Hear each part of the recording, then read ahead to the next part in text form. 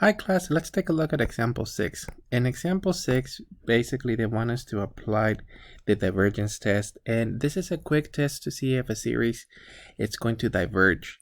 It doesn't tell us much about converging though, so let me go back and point out to the actual test. So this is theorem 5.8, and it basically says the following. If you were to evaluate this limit and you obtain C, or if the limit doesn't exist, this will be if we were to obtain some infinity value, then the series converges. If you obtain 0 though, it doesn't the series diverges. I think I said it wrong.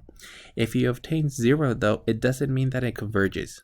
So it just means that the test is inconclusive.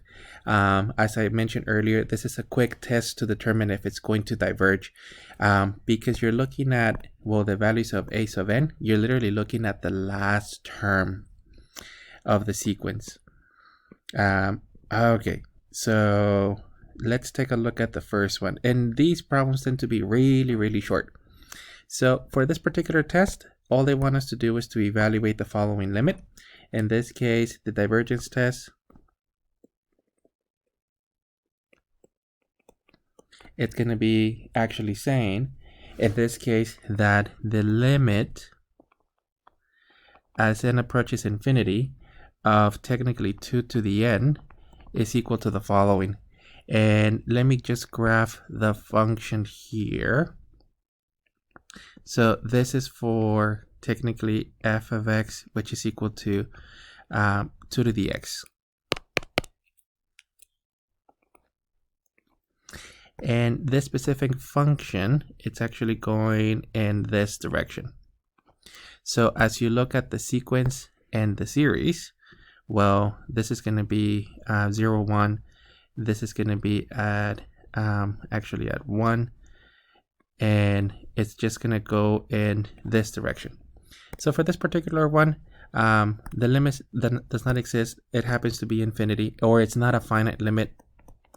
So you can conclude that, let me just write it out. So by the divergence test,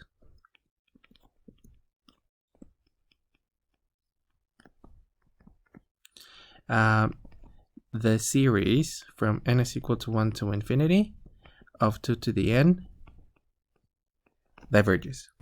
And you're just evaluating a limit. If you do obtain the value of 0, the actual divergence test is inconclusive. It doesn't mean that it'll converge. It just doesn't mean that we don't know if it diverges immediately. You may have to apply a different test. Okay, so let's take a look at problem B. Now in problem B, by the divergence test,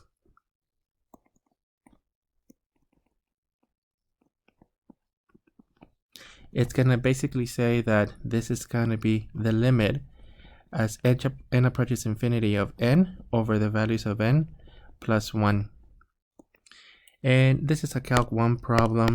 Remember that basically we do a trick. We multiply by 1 over n. We multiply by 1 over n. And then we end up with the limit as n approaches infinity of 1 over 1 plus 1 over n.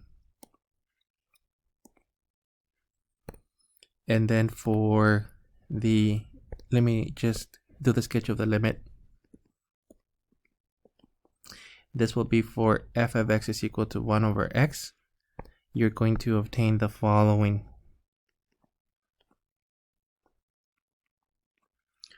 So as n approaches infinity, this actual term is going to go to 0.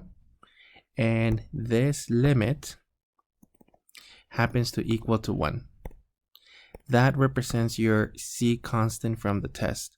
So that represents basically that C. And in this case, because we obtained that, well, the limit is equal to 1, you can actually conclude, then you can just say, then the sum of n is equal to infinity from 1 to infinity of n over n plus 1 diverges. And you can just say, since the limit as n approaches infinity of n over n plus 1 is equal to 1. Or you could just say by the convergence test, by the divergence test. And once again, the main portion of this one is that we're determining if it diverges. That's actually it for this one. We will be doing more, a couple more problems during the Wednesday class just to clarify these. As I mentioned, the divergence test is really quick, or it tends to be quick. Obviously, you could get a messy limit.